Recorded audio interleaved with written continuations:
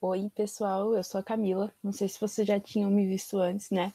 As duas aulas que eu consegui gravar para vocês antes foi sem imagem, foi sem a minha imagem. Já me apresentei pelo Facebook também, naquela semana de apresentações. E depois, no fim dessa aula, eu vou conversar um pouquinho sobre isso. Então, eu tô gravando agora com imagem, mas eu tenho a infeliz notícia de que eu não tenho câmera no meu notebook. Então eu tô usando essa webcam emprestada. Eu não sei se eu vou conseguir usar sempre, mas como eu vi, eu tô vendo no Forms que ele tá aberto e vou dar um tempo para as pessoas responderem ainda. Eu tô vendo que as pessoas têm preferência por imagem, então eu vou tentar conseguir o máximo de vezes possível. Essa aula a gente vai dar seguimento à América Espanhola, são 2 semanas. A gente queria estender, mas eu tô tentando formar um cronograma já do ano inteiro para ver se a gente está atrasado, se a gente não está atrasado. Mas aí a gente vai resumir em meio que 2 semanas da América Espanhola, que serão 2 dobradinhas, né? Aí semana passada a gente discutiu as civilizações pré-colombianas, que a gente estudou para entender a origem indígena, né? A gente não estuda, como que eu posso dizer, a cultura indígena aqui no Brasil antes da colonização, porque primeiro que os indígenas, eles normalmente eram nômades aqui, os indígenas do Brasil, eles, brasileiros não existiam na época, né? Mas, bom, os indígenas, eles eram normalmente nômades, então eles não criavam uma sociedade como a gente estudou com os maias, os astecas, os incas, e não existe muitas escrituras, muitos registros indígenas mesmo sobre a história do Brasil antes da colonização, entende? Então é por isso que a gente se aprofunda mais na América Espanhola do que a gente estuda pouco, né, a história indígena do Brasil.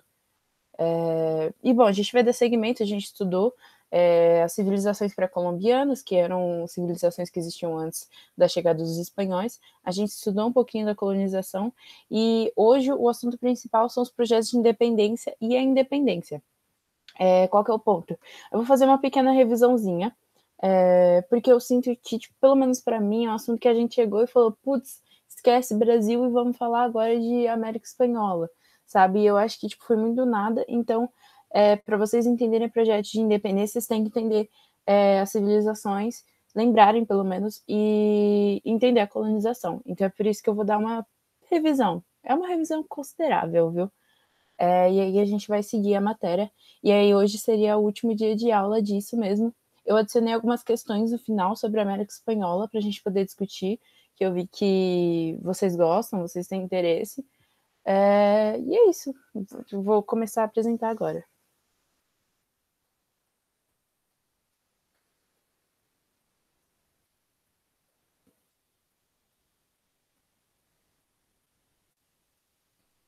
Tô fazendo minhas coisas no Canva, porque é a primeira vez. Não, eu usava o Canva para fazer currículo e eu tô fiz esses slides pela primeira vez nesse site aí no Canva. Eu recomendo, viu, gente?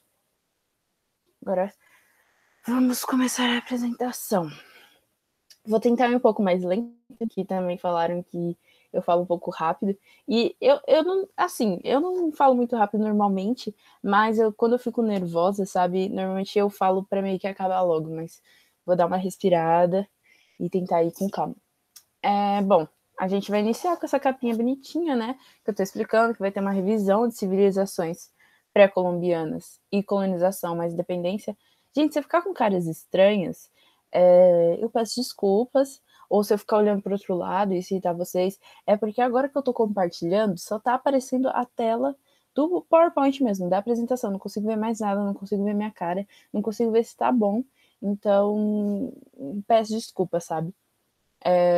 Mas a gente vai fazer essa revisão. Eu coloquei esse mapinha, que é o mapinha da administração espanhola, ou seja, depois da colonização, e como que esse território, né, que é bem grandinho, né, ele é bem extenso, ele vai ser dividido, né, tipo, na América Portuguesa, lá na colonização brasileira, a gente teve algumas divisões, mas é, não foram muito bem divididas, sabe, tipo, ainda era um sentimento de Brasil, não sei se vocês entenderam isso.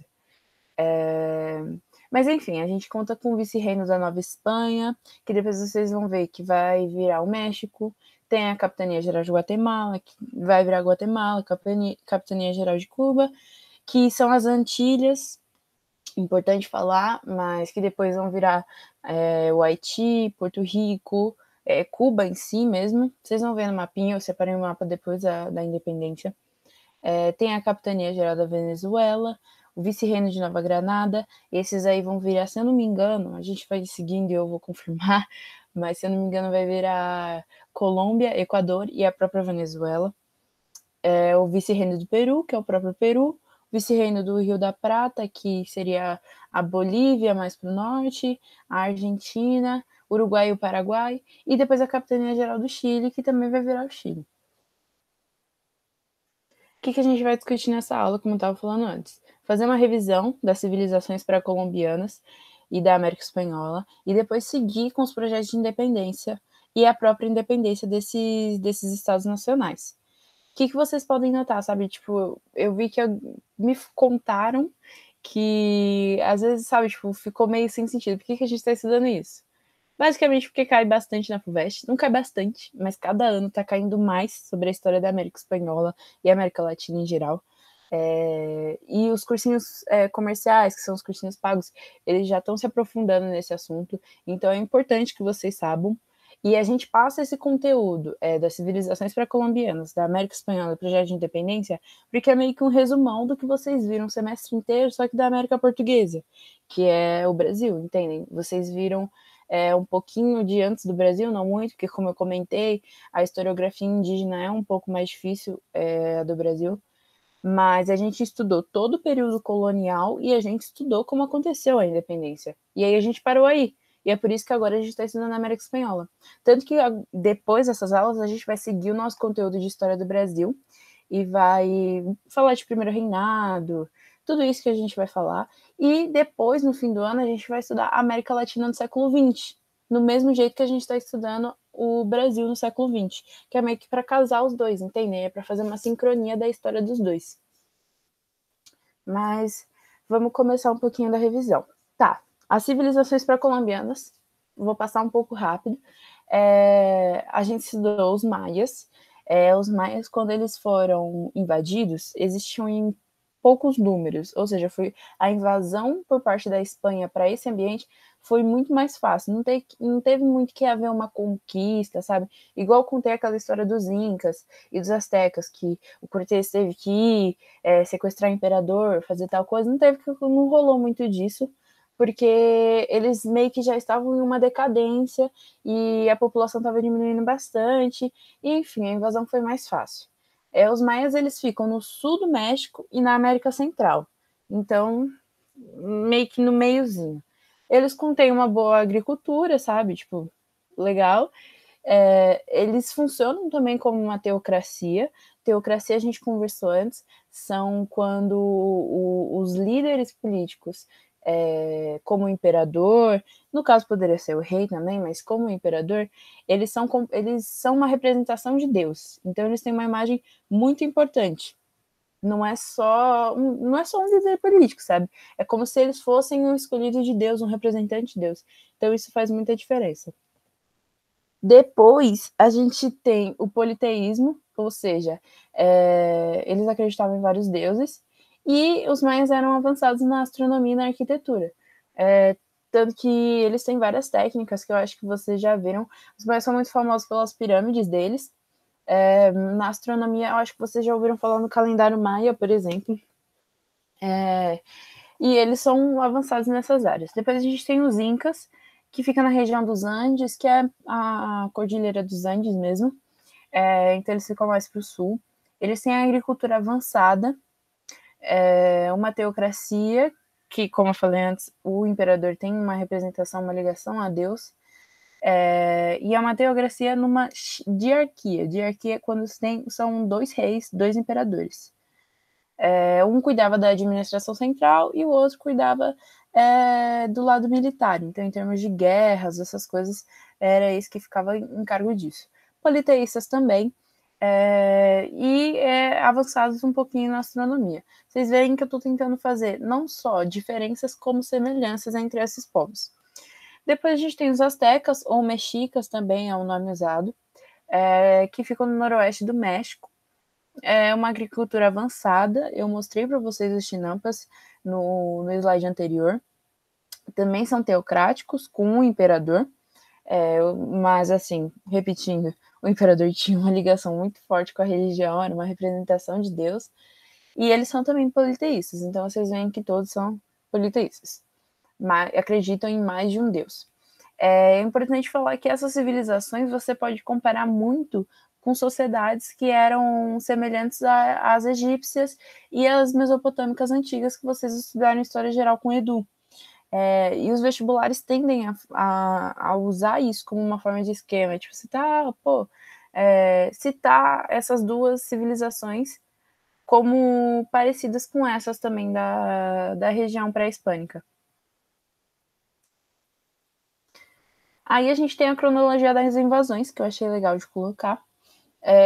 Em 1492 rola a descoberta da América, né, por Cristóvão Colombo, um espanhol e tal.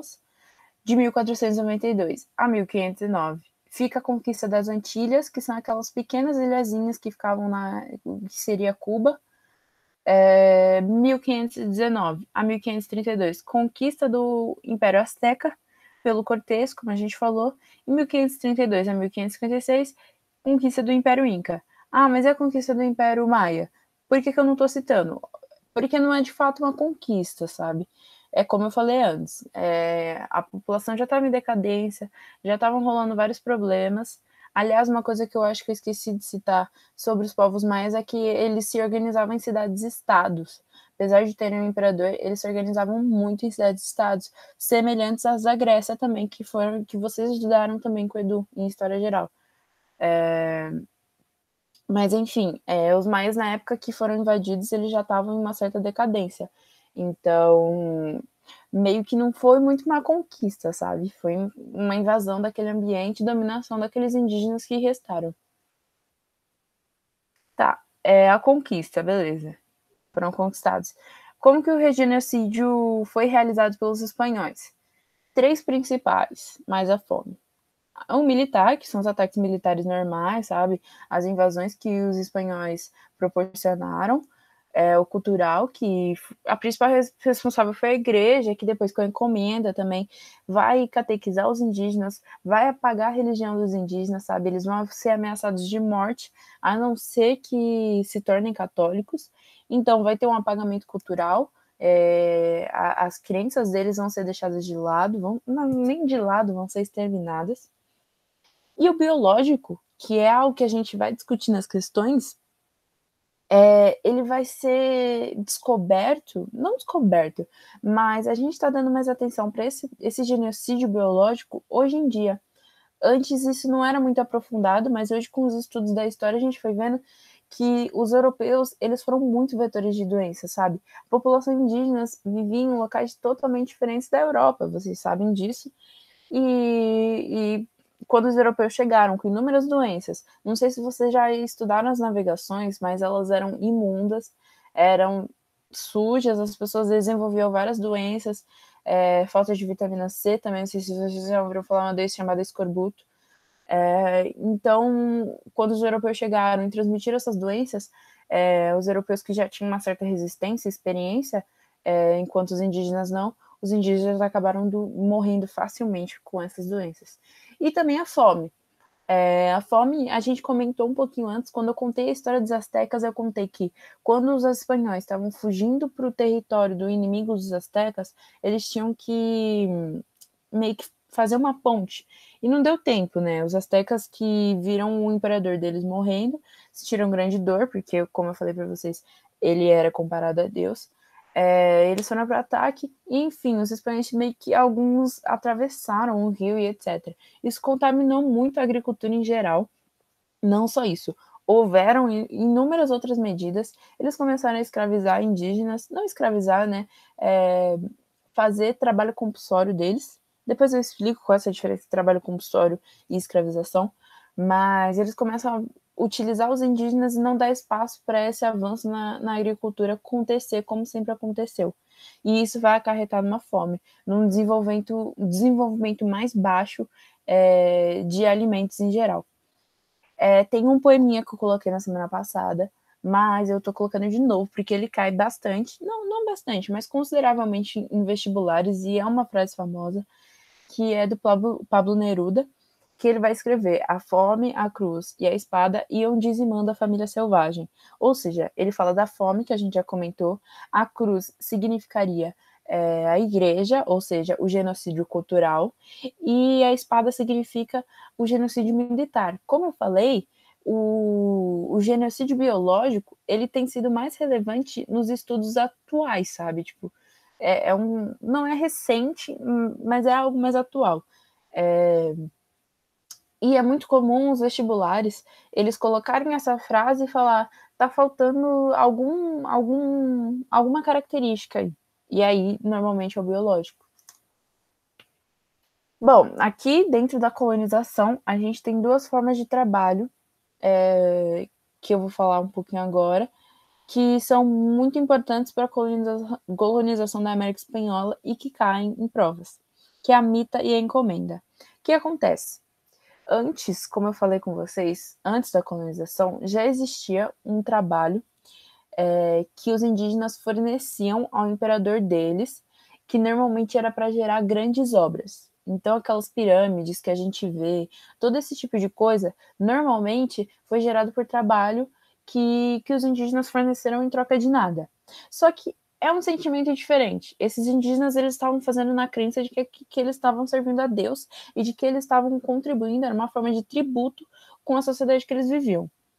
Quando os espanhóis vêm para cá, eles reaproveitam essa forma de trabalho de uma forma totalmente diferente, sabe? Tipo, não são exatamente a mesma coisa, porque o sentimento é diferente, vai existir um maus tratos, uma exploração intensa, a vida dos indígenas, a expectativa de vida vai ser diminuída bastante, então não é a mesma coisa, sabe?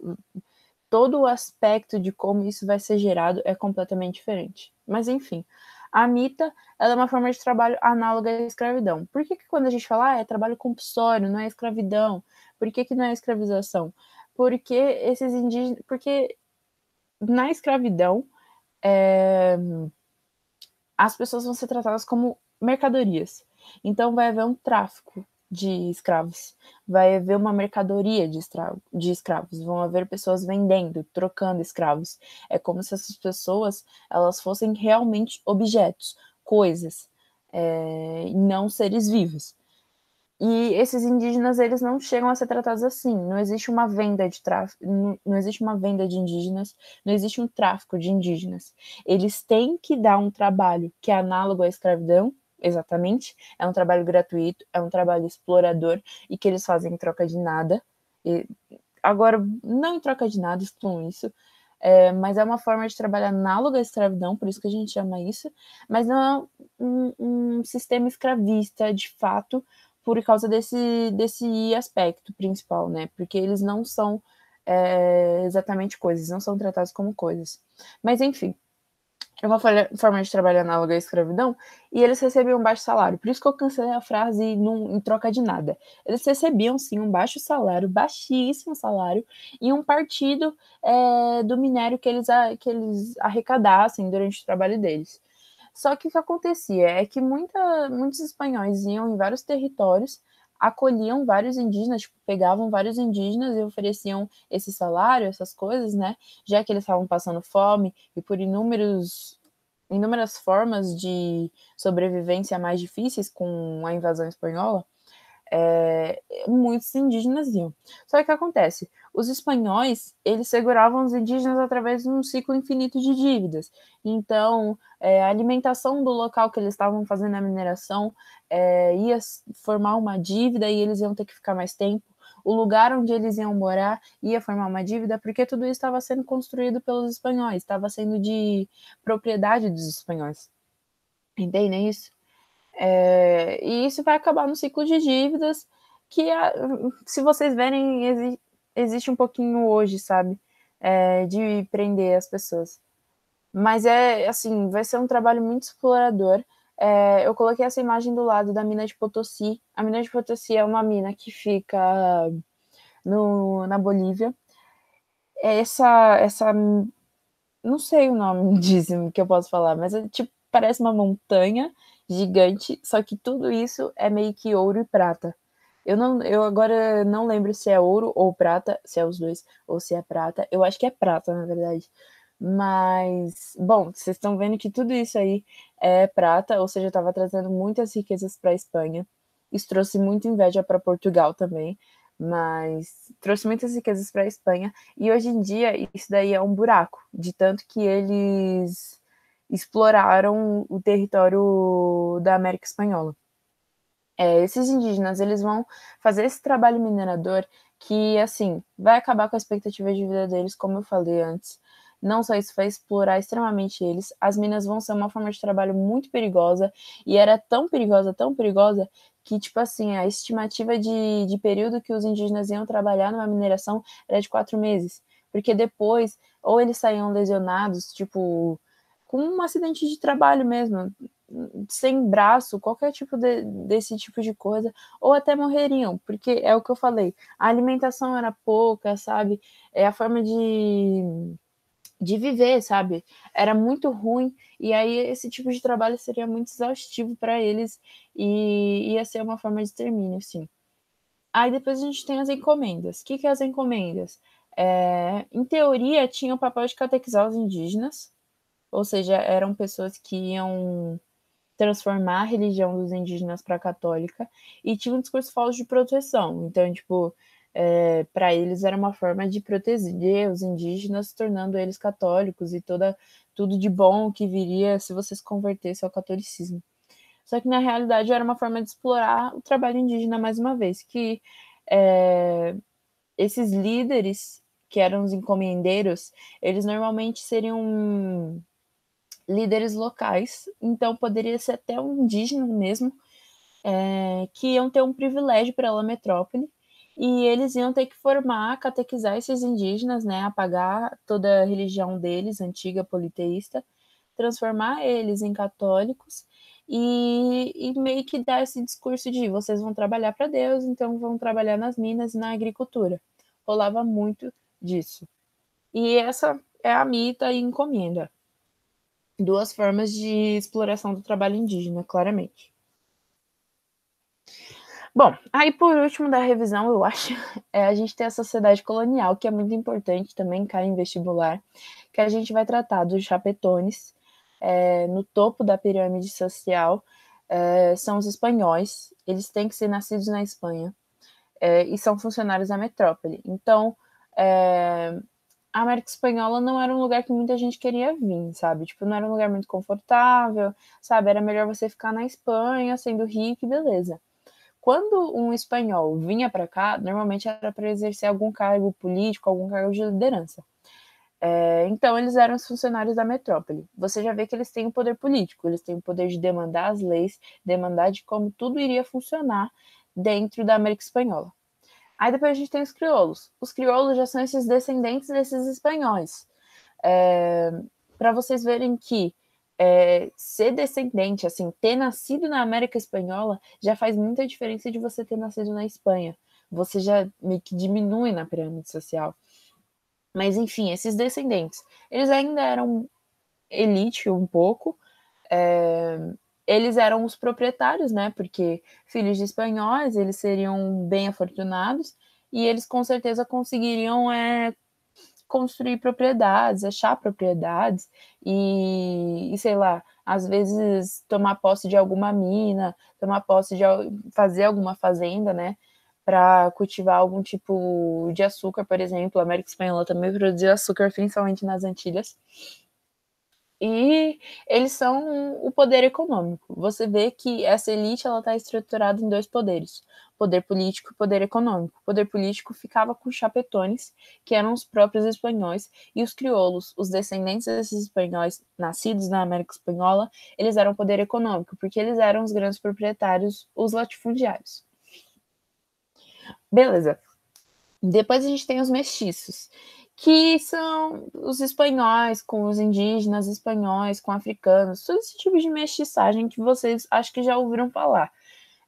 Esses mestiços, eles meio que tinham um privilégio, né? Porque eles ainda teriam um sangue nobre, um sangue de espanhol, e eles tinham mais liberdade para ser autônomos, para conseguir construir o próprio tipo de riqueza, mas normalmente eles eram artesãos e capatazes. Capatazes são normalmente líderes de algum tipo de trabalho, então às vezes eles são líderes da fazenda, esse tipo de coisa. Os indígenas é a maior parte da mão de obra. Eu fiz essa pirâmide, achei ela muito lindinha, só que eu fiquei muito incomodada em colocar o 5 como a base e como a maior parte, sabe? Porque o 4, na verdade, que são os indígenas, eles são a maior parte da mão de obra e eles são que vão produzir a maior parte dos trabalhos da América Espanhola. Depois a gente tem os escravos, que seriam os escravizados africanos, que a gente estava comentando antes. Eles sim seriam tratados como mercadorias, etc. E eles eram pouquíssimos, sabe? Tipo, a América Espanhola adotou muito pouco a forma de trabalho escrava, assim, com africanos. Eles eram usados às vezes na agricultura e tal, e em regiões que foram muito exterminadas por indígenas, que não teria mão de obra suficiente indígena para poder coletar as coisas. Mas eram poucos, assim, não era uma mão de obra forte. A Espanha já tinha motivos para não lidar com o tráfico de escravizados, porque quem dominava esse tipo de comércio eram os portugueses, então ia trazer mais. Qual que é o nome? Mais despesas, mais gastos. Então eram pouquíssimos, sabe? É só para falar que existiam, mas não era a maioria de forma alguma. Não chegava de forma alguma a ser um número considerável. Aí tá. Agora a gente vai para as independências. Saímos das revisões. Vou tomar minha água.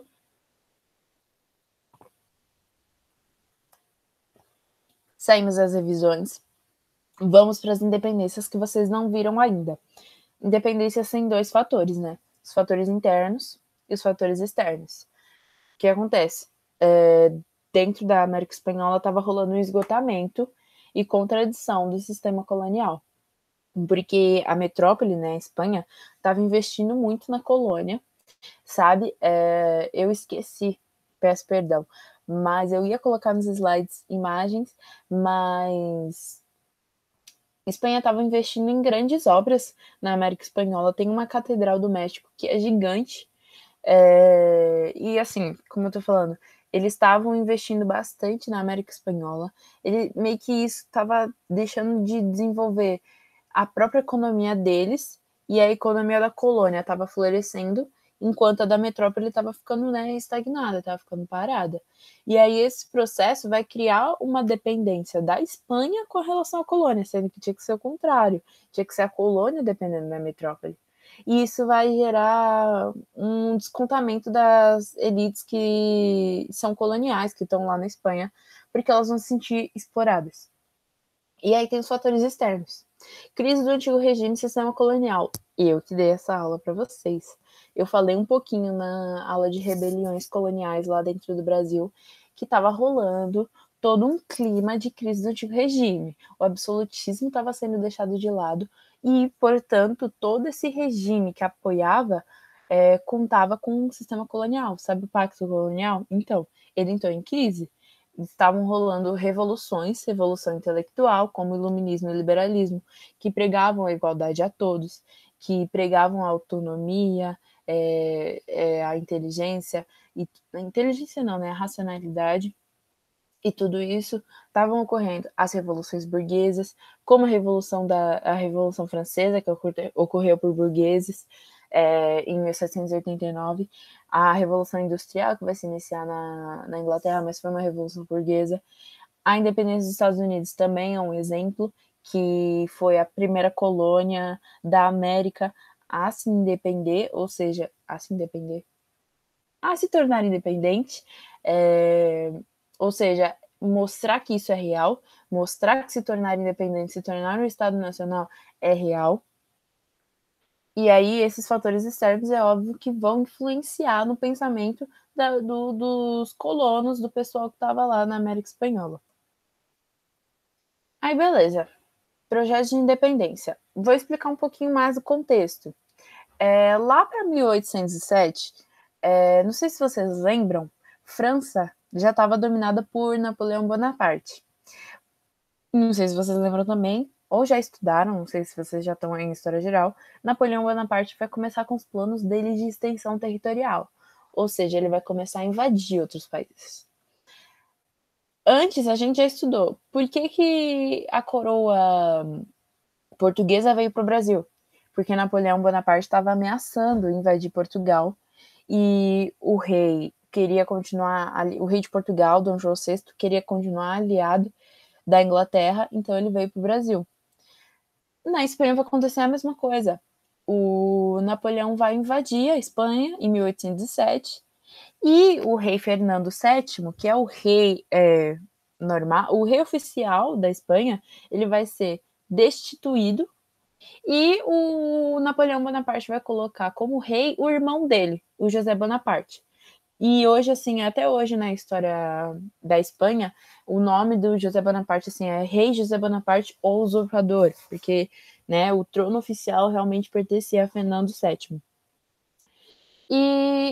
Então você já vê que assim a Espanha está numa situação de fraqueza política. Eles não estão fortes o suficiente para controlar essa crise do sistema colonial, esse desejo de independência que vai começar a surgir. Os crioulos, que são aqueles descendentes espanhóis que eu falei, os grandes proprietários, eles vão ser os maiores dirigentes das independências. Porque eles vão ver, né, que tipo não pode ser uma revolta popular, porque essa revolta popular ela vai causar muitos desejos, né, assim, como que eu posso falar? Por exemplo, no México, quando eles vão começar com o projeto de independência, que vai ter uma revolta popular gigante, eles vão começar com desejo de reforma agrária, de reforma religiosa. E os crioulos não vão querer isso. Imagina a reforma agrária, fazer uma reforma agrária. Então, eles vão se sentir na obrigação de tomar a liderança disso para não perder o privilégio que eles têm, para não perder a situação de elite que eles têm. Acho que eu consegui explicar. Mas assim, eles, logo quando a Espanha é invadida, os crioulos vão se tornar os maiores dirigentes das independências, porque de início vai surgir uma autonomia maior para os cabildos, que eram as câmaras municipais que a gente estudou antes. Então, assim, a Espanha meio que não vai conseguir ter poder político para mandar na colônia, e aí quem vai tomar esse lugar? Os crioulos, que eram elite, que já faziam parte das câmaras municipais. E esse período vai meio que agradar as elites coloniais e tudo. Aí, em 1814, a Espanha vai conseguir tomar o poder de volta e vai conseguir tirar Bonaparte de toda aquela invasão. E eles vão iniciar a tentativa da recolonização com o Congresso de Viana em 1815. Eles vão tentar reestabelecer o pacto colonial. E isso, mano, as sociedades coloniais já vão estar cansadas, eles já não querem mais saber de situação de colônia. Eles já querem independência, eles já querem o próprio país, sabe? Os crioulos já gostaram de serem os dirigentes do lugar que eles estão vivendo lá, porque vocês vão ter separações, mas eles já vão gostar desse clima de independência e aí eles não vão aceitar essa tentativa de recolonização. Então, eles vão gerar uma guerra por independência em praticamente todas as colônias.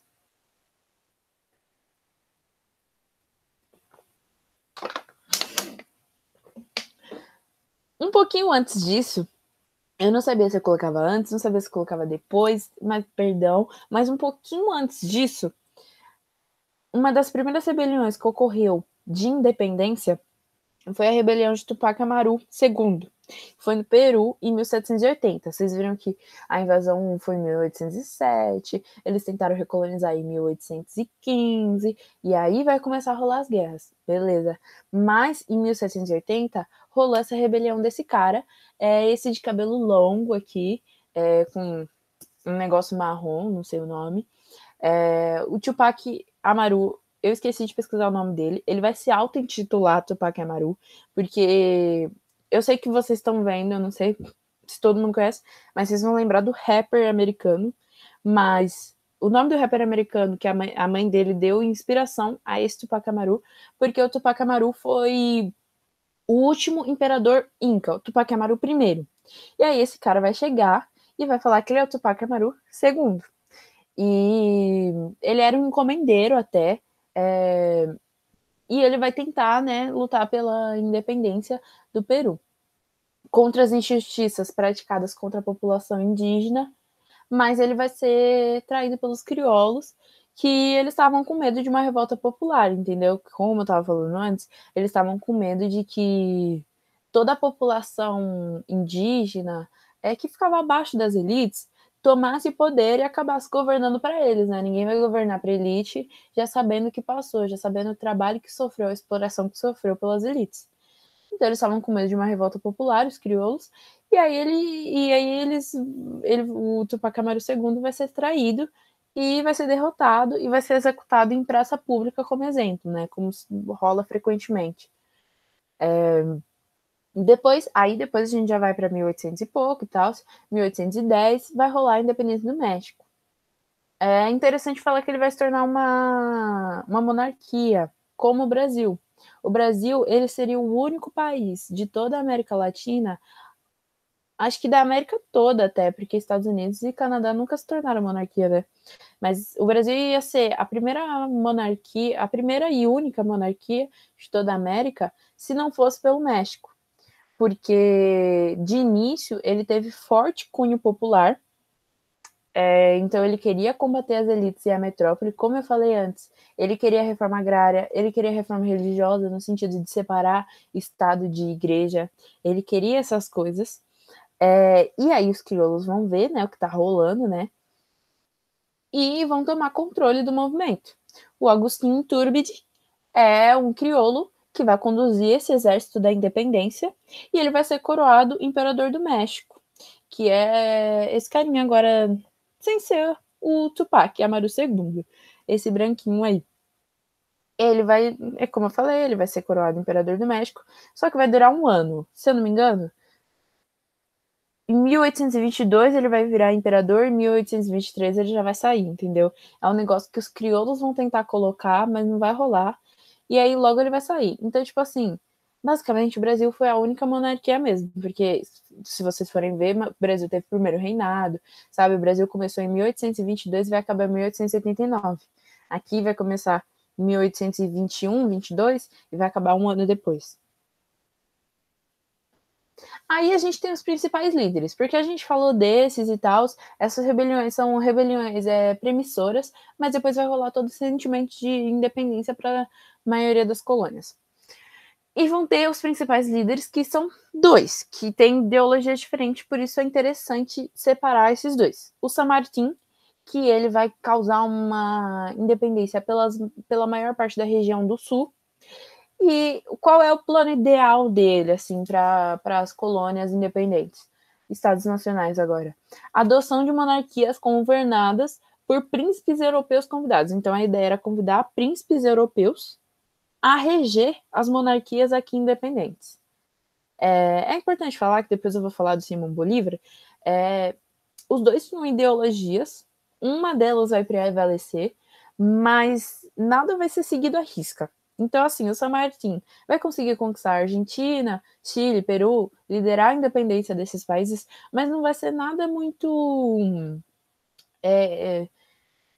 forte a ponto de ele conseguir aplicar essas monarquias e conseguir aplicar essas monarquias governadas por príncipes europeus. Gente, imagina, você chama a gente da Europa para governar o próprio país, é meio estranho, né? Mas aí, assim, o único país que eu falei que vai se tornar monarquia, que vai durar um ano, é o México. O resto, ele vai conseguir trazer a independência, mas ele não vai conseguir fazer com que virem monarquias, que vai ser a Argentina, o Chile e o Peru. O Peru ainda vai ser meio que dividido com o Simão Bolívar. Um vai começar, o outro vai terminar, vai ser mais ou menos assim. Depois a gente tem o Simão Bolívar, que ele vai trazer a independência mais pela região do norte. E qual era o ideal dele? União das repúblicas em uma única república federativa. Então, você conhece os Estados Unidos? Vocês conhecem as 13 colônias? Então, a ideia era juntar tudo em uma república federativa. A ideia do Simão Bolívar era tipo a mesma coisa. Então, eles queriam reunir toda aquela área que a gente estava vendo, vice-reinos, tudo aquilo que vocês viram naquele mapinha, em uma república federativa. E então ele era a favor das repúblicas, né? Ele era um cara republicano, enquanto São Martin era um monarquista. Você vê que a ideologia dele meio que venceu, né? Porque a maioria dos países se tornaram repúblicas, menos o México, por um ano. E ele vai conseguir liderar a independência da Venezuela, que ele é nascido na Venezuela, da Colômbia, do Equador, da Bolívia. Ele acha que se não vai ser o primeiro presidente, vai ser o segundo, mas ele vai se tornar presidente da Bolívia. E o nome Bolívia é em homenagem a ele mesmo, Bolívar. E o Peru, que também, como eu falei, um vai começar, o outro vai terminar, e suave. Eu acho legal dizer que quando esses três países, a Venezuela, a Colômbia e o Equador, se tornam independentes, o Bolívar ele tem um plano, não só o Bolívar, mas eles meio que se reúnem para fazer uma confederação mesmo. Eles decidem reunir os três países. Só que isso não vai rolar, porque vai dar muito medo para os outros países, principalmente o Chile e a Argentina, que vão estar logo embaixo. Eles vão se sentir muito ameaçados, porque o território vai ficar extenso e vai ficar maior que o dos outros. Então, eles vão, né, vai ser todo mundo junto, vai ser estranho. Então, a Argentina e o Chile, eles vão se juntar para combater essa união desses três países, a Venezuela, a Colômbia e o Equador. Depois eu vou falar. O nome desse local seria, se eu não me engano, Gran Colômbia. A junção desses dois. Tô tentando olhar aqui no papel, mas não tô achando. Gran Colômbia. O nome desses três países juntos seria Gran Colômbia, só que, como eu falei, a Argentina e Chile se sentiram ameaçados por eles criarem uma potência muito grande, eles poderem criar uma potência muito grande, e aí eles meio que entram numa pequena guerra para determinar que esses três continuam separados. E aí tá o resultado geral. Aí é a foto da América Espanhola, que eu mostrei no primeiro, que tinha o vice-reino, as capitanias, e aí depois a divisão política do século XIX. Então aí você já vem a Bolívia, o Paraguai, o Uruguai, né, a Argentina. O Uruguai vai conseguir a independência. Eu acho legal dizer que o Brasil ele vai anexar o Uruguai. Quando a Espanha fica fraca, ele anexa o Uruguai e ele chama de província cisplatina. Só que o Uruguai vai entrar em guerra com o Brasil para conquistar a independência e a Argentina vai ajudar. E o Brasil vai perder e o Uruguai vai conseguir se tornar independente. Mas é isso. E aí vai ter Uruguai, Argentina, Paraguai, Bolívia, Chile, Peru. Todas essas regiões que vocês estão vendo aí, sabe, vão ser separadas. República Dominicana, Cuba, México. Vão gerar todos esses países a partir da independência. Aí, beleza. A América pós-independência. Vamos falar um pouquinho mais do Bolívar. O que ele vai fazer? Primeiro, ele vai fazer uma carta, o título é a Carta da Jamarca. Ele vai redigir sobre essa ideologia que ele tinha de criar uma união latino-americana, uma república com todos esses países, né? Porque de fato eles falavam a mesma língua, eles tinham em sua maioria a mesma religião, eles tinham todas essas coisas em comum e aí ele achava legal que todo mundo se unisse. Ele vai fazer essa carta da Jamaica, que é um texto, eu não sei exatamente o tamanho, se chega a ser um livro e tal, mas ele vai redigir sobre esses ideais dele e depois ele vai convocar o Congresso do Panamá, que nem ele vai estar, porque se eu não me engano ele vai estar ocupado conquistando a independência de outro país, não vou lembrar qual, mas ele vai fazer com o Congresso de Panamá, que seria a criação, né, de uma unidade política entre os estados hispano-americanos, né, que seria um nome também para o pan-americanismo, só que vai fracassar, porque os Estados Unidos e o Brasil vão se opor a essa união, certamente pelo mesmo medo que o Chile e a Argentina tiveram com a união da Gran Colômbia, porque você vai criar meio que uma potência, né, gente? Imagina todo aquele território em um só unido. Quantas pessoas suficientes para fazer guerra? Quantas pessoas suficientes para produzir coisas para deixar o país mais rico, sabe? Então, os Estados Unidos da América e o Brasil, eles vão se opor a essa união, e o Congresso do Canadá não vai chegar a muita coisa, não. Aí depois a gente tem a fragmentação da Gran Colômbia, que vai ocorrer devido às particularidades regionais. Eu falei, né, que vai rolar uma guerrinha e tal, mas além dessa oposição do Chile e da Argentina para a fragmentação da Agrocolômbia, também vai rolar uma instabilidade política, que vai ser por causa das particularidades regionais. Então, a população também não vai se sentir muito confortável em fazer parte de um só país, entende? E isso, a elite crioula regional inicia o caudilismo. Eu coloquei uma setinha aí que parece que vai rolar só nessa região da Gran Colômbia, mas isso vai ser predominante em toda a América Latina, né, espanhola. O caudilho, ele vai ter uma grande influência regional, ou seja, só em uma região, e ele vai deter o poder econômico, político e militar. Ah, ele é o rei, o presidente? Não, não é nesse sentido. É no sentido de que dentro do local dele, ele vai ser o mais rico, ele vai conseguir ajudar as pessoas em tudo. Então, você quer tal coisa? Pega isso. E aí as pessoas vão meio que estar sujeitas às escolhas, ao que ele acha melhor, sabe? Tipo, as ordens dele, por causa desse poder que ele tem, econômico, político, militar. Ele faz parte de uma elite, então ele meio que vai conseguir, como eu posso falar, governar dentro desses espaços. Isso é muito semelhante ao coronelismo, que vocês ainda não viram, mas vão ver. Que é aquele sistema de coronéis no Brasil, que eu não posso falar que é muito semelhante, não muito, né, mas é semelhante, que eles vão ser líderes regionais, eles vão agir dentro de certo espaço, então imagina, tem um líder dentro da sua vila e tudo que você tem que fazer, você tem que se sujeitar a ele. Quem vai ter dinheiro para o médico, para pagar o médico do seu filho, que você provavelmente não vai ter? É ele. Quem vai poder ajudar se você estiver tendo fome, sabe? No coronelismo, eles doavam cestas em troca de votos. Então vai rolar esse tipo de coisa. E na América Espanhola vai rolar o caudilismo, que é liderado pelos caudilhos. Eu vou falar um pouquinho mais depois. Aí, beleza. A gente formou os estados latino-americanos. Eu achei legal esse mapinha também, porque ele meio que tem uma legenda de acordo com os anos que eles se tornaram independentes.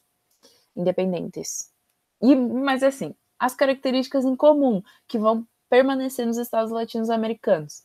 Fragmentação territorial. E por que vai rolar essa fragmentação? Ninguém vai querer se unir. Divergências políticas, diferentes interesses econômicos. Então, um queria produzir algo, o outro queria fazer outra coisa.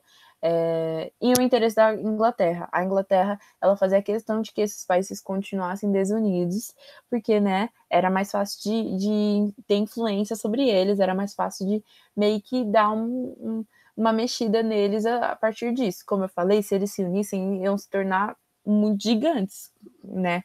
Eles teriam um certo poder, um certo poderio. Aí depois eles vão ter em comum caudilismo, como eu falei antes, que é esse líder político local. Ele vai ter esse paternalismo de cuidar de todas as questões de todo mundo, mas é por puro interesse, gente. Não vejam a frase paternalismo e achem que é porque ele é bom, porque ele quer ajudar. Não é isso. É por interesse, é por uma situação de troca. Então, eu vou te fornecer comida quando você precisar, eu vou te fornecer assistência médica, que era tudo que o governo devia estar fornecendo, mas não consegue por inúmeras questões econômicas e políticas. Mas ele vai fornecer essas coisas e ele vai falar, e ele vai criar uma certa situação de superioridade, de uma situação de dever. E aí vai rolar o mandonismo local, ou seja, ele que manda em determinado local, e um poder militar. Além dessas características em comum, eles vão ser, em sua maioria, governos oligárquicos. O que significa oligarquia? Meio que a tradução é governo de poucos, ou seja, vai ser um governo muito direcionado à elite. Vai ser, como vocês viram, a liderança das independências vai ficar com os crioulos. Então, eles, quando conseguirem essa independência e entrarem no poder, eles vão defender o governo para eles vão criar um governo para eles. Eles vão continuar sendo um setor primário exportador, ou seja, vai continuar se baseando agricultura e tal, nesse sistema de exportação, de sempre vendendo para fora, vai continuar um pouquinho com esse pacto colonial, né, de sempre exportar, de viver da agricultura, da mineração, desse setor primário que vende para os outros países de fora. Também vai contar com os latifúndios. O México vai tentar adicionar uma reforma agrária, como vocês viram, mas não vai conseguir. Então, esse sistema de latifúndios, de grandes propriedades para essa elite vai continuar, infelizmente. E concentração de riquezas, ou seja, vai rolar uma elite agrária, né, que detém esses latifúndios, e vai rolar uma marginalização dos negros e dos indígenas. Se vocês forem ver, é um pouco semelhante mesmo com o Brasil, no sentido de setor primário, né? O Brasil, ele até hoje exporta muito, conta muito com a agricultura. Os países da América Espanhola, que hoje é América Latina, estão também tem esse sistema de latifúndios, né? A gente precisava de uma reforma agrária para poder distribuir igualmente essas terras e também vai contar com uma concentração de riquezas. Vocês veem essas similaridades, eu acho. Aí agora a gente vai para a independência do Haiti. O que acontece? O Haiti, ele faz parte da América Latina, mas ele é uma colônia francesa. Ele é uma colônia que os franceses conseguiram conquistar. E é basicamente isso. Por isso que a gente não pode chamar de América Espanhola, por exemplo. Mas ele ainda faz parte da América Latina e eu acho interessante falar da independência do Haiti, que começou em 1791 e vai terminar em 1804. Eu já comentei com vocês, esse também tem conexão com a aula de crise e no sistema colonial, porque é bem diferente. Vamos dar entrada. Bom, o que vai acontecer? O estopim da revolta também vai ser chamado de Revolução de Domingos, vai ser a abolição da escravização nas colônias francesas durante a Revolução Francesa. Então, lá na França vai estar rolando a Revolução Francesa, os jacobinos vão tomar poder, não só eles, né, o outro lado também vai entrar em acordo de acabar com a escravização em território francês, porque eles tinham acabado de fazer a declaração do homem, né, que vocês já ouviram falar, eu imagino, se não vão ouvir, mas declaração de igualdade dos homens e tal. Eu esqueci o nome certinho, mas eles vão desenvolver essa declaração e vão determinar que todo homem é igual. E aí eles vão falar, beleza, se a gente é tudo igual, por que eu estou sendo escravizado? E aí eles vão proibir a escravização na França, porque eles vão ver que não condiz, né, com o que eles estão escrevendo. E a Haiti vai ficar puto, né? E, tipo, a gente continua sendo sua colônia, a gente continua dependendo dessa desigualdade que vocês estão mantendo. Só um minutinho. E aí eles vão ser influenciados até pela própria Revolução Francesa, né? Tipo, eles são comparados aos jacobinos. Os jacobinos, eles são o lado mais... Esqueci o nome. O lado mais radical da Revolução Francesa. Então, eles vão atuar mais radicalmente e, como o Haiti vai fazer, também radicalmente. Então, ele figura entre as primeiras colônias independentes e uma das primeiras nações a abolir a escravidão. Porque o que acontece?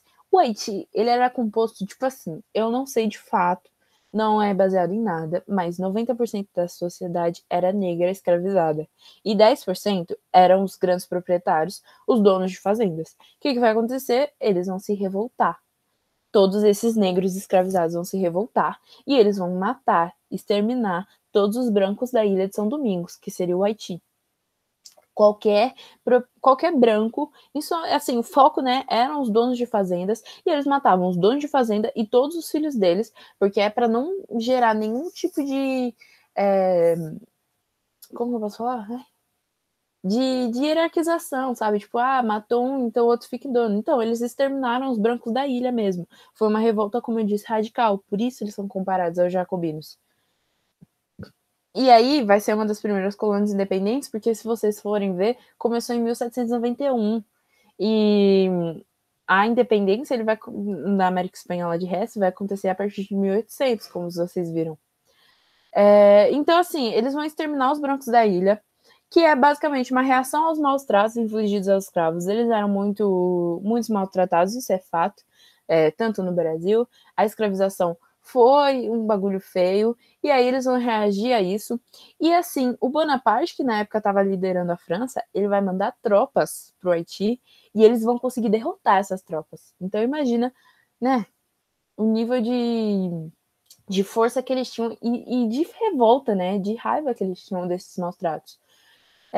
E bom, o que vai acontecer? Eles vão conseguir conquistar, né, de um jeito ou de outro, eles vão conquistar essa revolução, essa independência à força, radicalmente, exterminando os brancos e conseguindo derrotar todas as tropas que o Bonaparte vão enviar. Então, meio que vai ter que aceitar a independência, né? Mas hoje a gente vê o Haiti como um país numa situação de miséria, numa situação de calamidade muito ruim. E é importante falar que esses fatores, essa miséria, ela existe por muitos fatores que iniciaram lá nesse período de independência, que é destruição da base da economia da ilha, ou seja, vai rolar uma dificuldade em produzir açúcar na ilha, que é a principal mercadoria do Haiti. O reconhecimento da independência do Haiti pela França só ocorre depois da aceitação de uma dívida de 90 milhões de francos. Eu não sei dizer quanto é, assim, para vocês terem uma noção que é 90 milhões de francos, mas eu sei que, assim, o Haiti, ele vai se encontrar endividado por muitos anos. Eu acho que é, tipo assim, depois dos anos 2000 até. Eu posso confirmar para vocês, mas vai ser muitos anos que eles vão continuar endividados pela França. Porque aí vocês podem pensar, pô, não, beleza, mas por que o Haiti vai pagar isso? Eles não precisam, eles já são independentes, né? Só que assim, para meio que você ser internacionalmente aceito, então para que os outros países se sintam, como eu posso dizer, livres para ter relações diplomáticas com você e fazer todo esse tipo de relação, comprar suas coisas, não só isso, fornecer coisas, fazer empréstimos, ele tem que meio que ser reconhecido pelo país que era a sua metrópole. Então, o Brasil teve que pagar uma dívida a Portugal, por exemplo. Isso vai rolar. E o Haiti ele vai se encontrar endividado. E aí o Haiti, além disso, ele vai ser afastado do mercado mundial por causa dessa revolução, dessa revolta que eles fizeram, né? Eles acabaram exterminando muito dos brancos, dessa representação da elite, e, portanto, os outros países não vão se sentir, que eram, os outros países que também eram dominados pela elite, não vão se sentir confortáveis em fazer alguma troca, e é isso que eu falei, não vão se sentir confortáveis em fazer alguma relação diplomática, porque por causa do puro elitismo. Isso vai levar o Haiti à miséria. E é por isso que hoje em dia a gente vê o Haiti em uma situação muito triste. O Haiti ele sofre de terremotos por causa da localização dele, se eu não me engano. Eu acho que é terremoto. E assim, em teoria, isso seria algo que a ciência de hoje em dia já conseguiria resolver muito bem.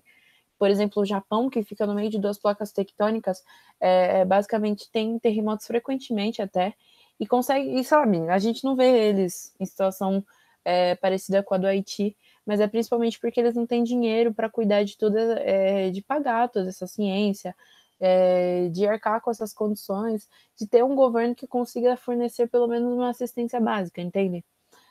E isso vem de uma herança desde a sua independência, que foi conquistada de um modo mais radical, mas que eu não vejo mais que justo, né? Mas que para os países trouxe uma imagem negativa para o Haiti. Bom, aí seriam as questões, mas eu vejo que elas não estão aparecendo.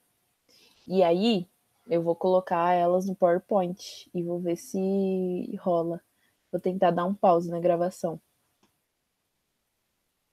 Será que dá? Peraí. Não, vai. Eu vou tentar colocar aqui no PowerPoint rapidinho.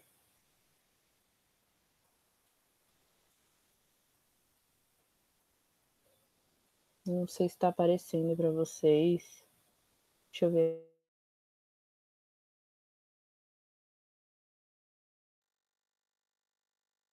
Mas eu vou ir a questões enquanto eu vou ver aqui. Bom. Ai, que delícia.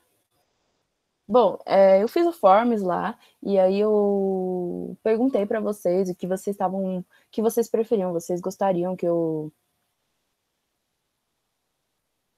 peraí, vocês gostariam que eu fizesse questões com vocês durante a aula, ou se era tanto faz, ou se vocês não queriam que eu fizesse questões com vocês durante a aula. Vou parar a apresentação e tentar reiniciar, tá, gente? Mas aí, e aí muita gente, pelo menos por enquanto, estava votando que preferia que sim ou que tanto faz. E normalmente, não tava. E aí o que acontece? É que normalmente tá me sobrando muito tempo. Eu tô tentando adicionar mais coisas, sabe? Tipo, eu tô tentando ir mais lento, como eu falei para vocês, mas tá me sobrando muito tempo. E aí eu acho que é legal, sim, resolver questões. E eu tenho super facilidade, porque né, eu era plantonista, então já é do meu feitio. Agora deixa eu ver aqui, gente, se eu consigo colocar no PowerPoint. Deixa eu ver se tá indo no PowerPoint, né? Porque não adianta eu colocar tudo e não for também. Ah, aqui parece que tá indo. Então, beleza. Eu separei 3 questõezinhas. O objetivo é separar questões que vão mais fixar conteúdo. São questões de vestibulares, mas são questões básicas, assim, que a gente viu que teoricamente é um pouco mais fácil. Deixa eu ver aqui.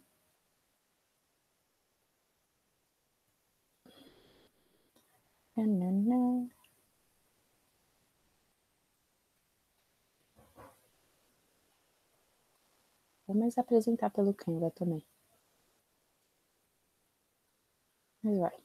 Dá pra ir sim. Eu sou muito lenta com essas coisas ainda.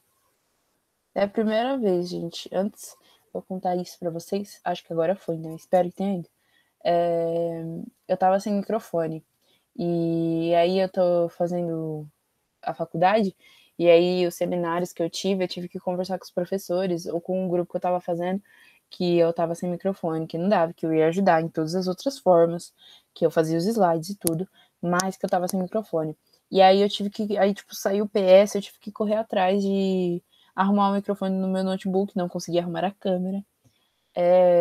Mas aí eu tô pegando esse emprestado. Mas consegui arrumar o microfone do outro. Mas enfim, vamos para as questões. FUVEST 2008, dois poeminhas e tal, vou fazer a leitura. Podemos dar conta boa e certa que em 40 anos, pela tirania e ações diabólicas dos espanhóis, morreram injustamente mais de 12 milhões de pessoas, que é Bartolomé de las Casas, de 1474 a 1566. Aí tem o poema do Pablo Neruda, né, que eu já estava falando antes que caiu em vestibular, que é A Espada, a Cruz e a Fome iam dizimando a família selvagem, do Pablo Neruda, né, 1904 a 1973. Aí fala, as duas frases lidas colocam como causa da dizimação das populações indígenas a ação violenta dos espanhóis durante a conquista da América, de fato. Pesquisas históricas recentes apontam outra causa, além da indicada, que foi, eu já comentei com vocês, a alva. A incapacidade das populações indígenas em se adaptarem aos padrões culturais do colonizador. Sim, houve uma incapacidade, houve um extermínio desses padrões culturais dos indígenas, mas está escrito ali a cruz, né? B. Conflito entre populações indígenas rivais, estimulados pelos colonizadores. Existiu esse conflito, né? Na verdade, não existia esse conflito direto, mas os colonizadores de fato estimularam. Como a gente falou, a conquista da Azteca foi feita pelos colonizadores com o apoio do povo da Tlaxcala, né? Mas não é esse além dos já indicados. C. Passividade completa das populações indígenas decorrente das crenças religiosas. Não houve passividade alguma, os indígenas lutaram para conseguir deter essa invasão, deter essa conquista, só, infelizmente, eles não conseguiram fazer isso de fato. A ausência de técnicas agrícolas por parte das populações indígenas. Isso eu acho que já dá para excluir, porque assim, como a gente estava falando antes, as populações, os povos maias, não, os maias tinham uma agricultura boa, mas os astecas e os incas tinham uma agricultura avançadíssima, tinham tecnologias de agricultura, então na ausência de técnicas agrícolas. E série de doenças trazidas pelos espanhóis, varíola, tifo, gripe, para as quais as populações indígenas não possuíam anticorpos, que é o que eu estava comentando com vocês. Então, sim, de fato é aí, porque, como eu falei antes, existiu essa guerra biológica, não sei se tem uma guerra biológica, mas existiu essa dizimação biológica que os europeus causaram, porque os indígenas não tinham resistência para essas doenças que para a gente até são doenças mais leves, né? Mas eles não tinham essa resistência, nunca tinham entrado em contato, e isso dizimou certamente a população. Então seria a letra E.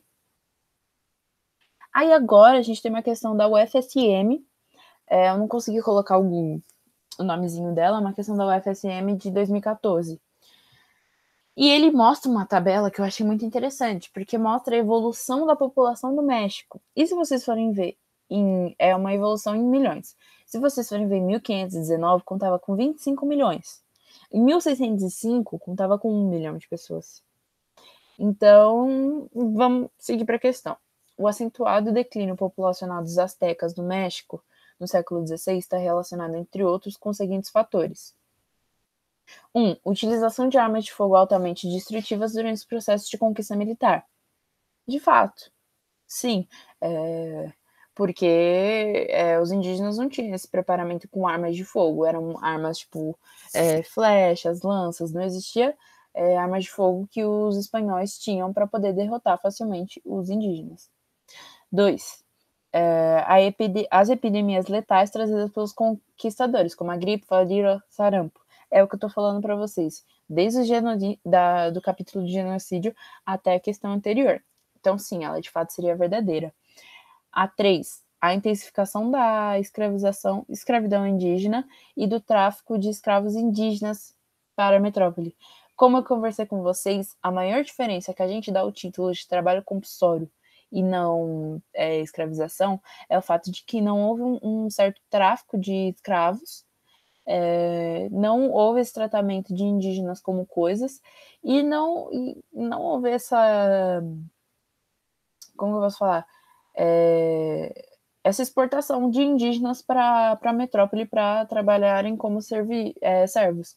Foi mais um trabalho explorador nas minerações e na agricultura. Então, a 3 não seria verdadeira. E 4, a violência colonial e a alta mortalidade devido ao agravamento das condições de vida dos índios. Sim, a violência colonial é o processo de instauração da colônia. A colonização inteira é um processo violento, na maioria das vezes.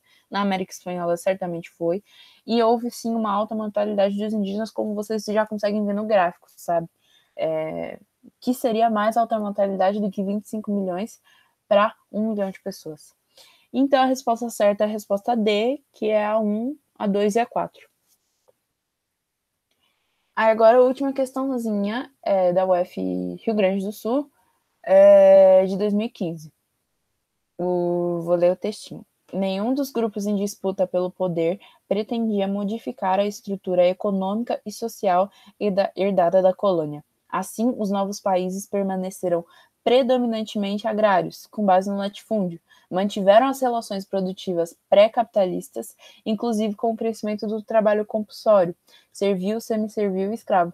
Ou seja, ele está falando do que eu comentei lá nas semelhanças de estados nacionais, depois da independência, ou seja, eles não nenhum desses grupos modificaram a estrutura econômica e social herdada da colônia. Aí, beleza. O segmento faz referência a um contexto histórico da América Latina. A cenário alternativa que representa este contexto. A. Derrota dos diversos movimentos de independência latino-americanos no século XIX e manutenção da dominação espanhola até o início do século XX. O que está querendo dizer? Que no século XIX, lá para 1800, rolou esses diversos movimentos de independência e a Espanha conseguiu conter todos. Mentira. B. Manutenção das estruturas sociais herdadas do período colonial e constituição de estados oligárquicos em toda a América Latina no século XIX. É a B. É a manutenção dessas estruturas sociais do período colonial, ou seja, uma continuação dessas estruturas econômicas e sociais que vem do período colonial, essa predominação agrária, essa base no latifúndio, e a constituição de estados oligárquicos, como eu falei, estados que, como eu falei, governo de poucos, estados que foram dominados pelas elites, que eram os que seriam, né, os herdados pelos crioulos no século XIX. A B é a certa, mas eu vou descartar as outras. Diversificação produtiva, característica das economias nacionais latino-americanas do século XIX. Não houve diversificação produtiva. Essa coisa de policultura não é uma coisa comum para os estados que vão herdar essa herança colonial. Então, diversificação produtiva às vezes seria você conseguir ter uma base no industrialismo e outras coisas, e isso de fato não acontecia. Se mantiveram, de fato, as relações produtivas pré-capitalistas, como está no texto.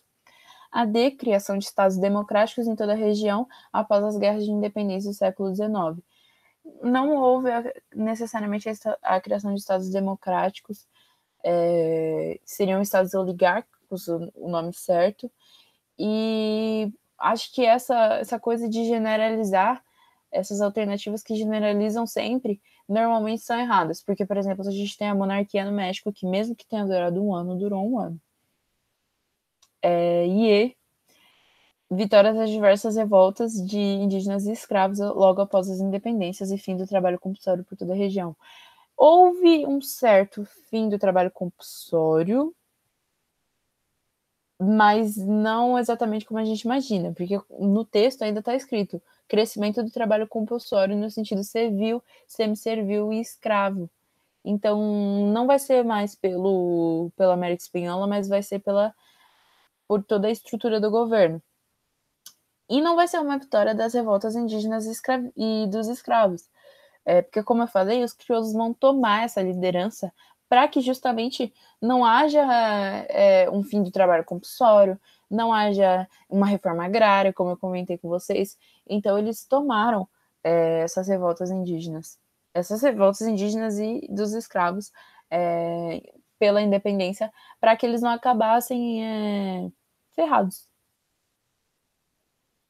Bom, esse é o fim, gente. Eu espero que eu tenha melhorado, que vocês achem que eu tenha melhorado na minha didática, na minha velocidade também.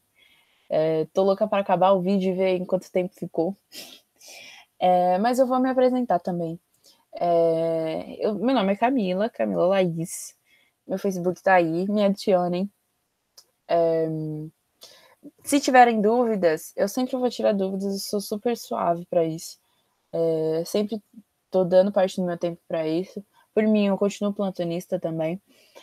Mas eu peço que, se vocês tirarem dúvidas, por favor, tenham preferência pelo menos pelo WhatsApp, pelo e-mail, porque eu não tenho Messenger. Então eu demoro um tempo para ver as mensagens. Então possa acontecer que você mande as mensagens e eu não veja no tempo que você gostaria que eu visse, sabe? E no WhatsApp eu sou muito mais rápida. E e-mail também. Eu nunca recebi, né, por e-mail. Mas se vocês quiserem mandar, caso não tenham nenhuma dessas redes sociais, eu estou super disponível. Eu sempre olho meus e-mails à procura de jobs. Mas então, meu nome é Camila, eu sou a nova professora de História do Brasil. Eu acho importante falar que eu sou ex-aluna do Arcadas do ano passado, ou seja, eu também era ex-aluna do Alê. Então, se eu tivesse sentada no segundo ano de Arcadas, ou se esse, sei lá, acabasse sendo meu primeiro ano de Arcadas, eu com certeza sentiria a falta do Alê. Eu sinto. Eu acho ele um professor sensacional. Tô tentando aprender com ele, eu tô conversando com ele.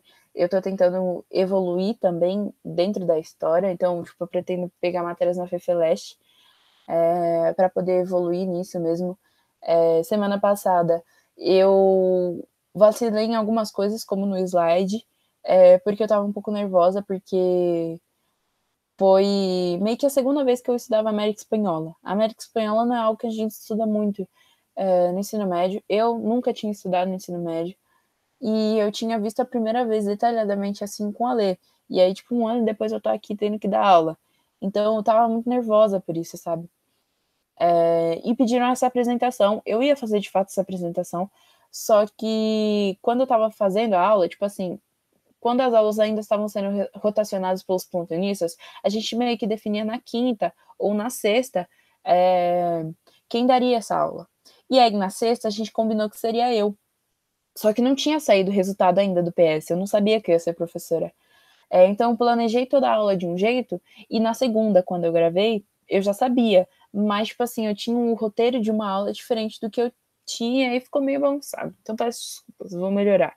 Mas eu sou aluna da USP, né, de São Fran, tô fazendo Direito, no primeiro ano, né, porque ano passado eu tava fazendo Arcadas, e também eu sou virginiana, eu tenho muita coisa de virgem, eu sou muito perfeccionista, muito detalhista, tenho todas essas coisas, eu gosto de ser útil, gosto de ajudar, tenho ascendente em Gêmeos, por isso que eu falo muito também. E é isso, se vocês quiserem saber mais coisas sobre mim, eu não sei o que mais acrescentar, que eu poderia acrescentar. Me chamem no Zap se vocês tiverem dúvidas. Respondam forms, por favor, porque vai fazer muita diferença. Boa parte das coisas que eu adicionei hoje foi de coisas que o pessoal comentou comigo, sabe, no forms, e aí eu sou super ouvinte de vocês. O que vocês falarem que é bom, eu vou tentar fazer, né? E é isso, gente. Muito obrigada. E perdão pelo erro das questões, eu nem sei como é que vai ficar essa gravação, mas obrigada de qualquer jeito. Agora eu vou interromper. Lembrando para falar que. Deixa eu parar a apresentação. Lembrando para falar que eu vou disponibilizar questões sobre direcionamento, é isso que eu queria falar. Eu não sei ainda como que eu vou formar o direcionamento, porque eu tô pegando as respostas de vocês, qual seria o ideal. Mas eu acho que vão ter as questões, eu vou organizar questões. Eu com a equipe de história, qualquer coisa do tipo, elaborar as questões de vestibulares, de fixação, que eu acho legal sim. Tô vendo que eu posso adicionar no meu direcionamento. E vou tentar melhorar. Acho que é isso. Vão ter questões para vocês responder. Era isso. Então é isso, gente. Obrigada.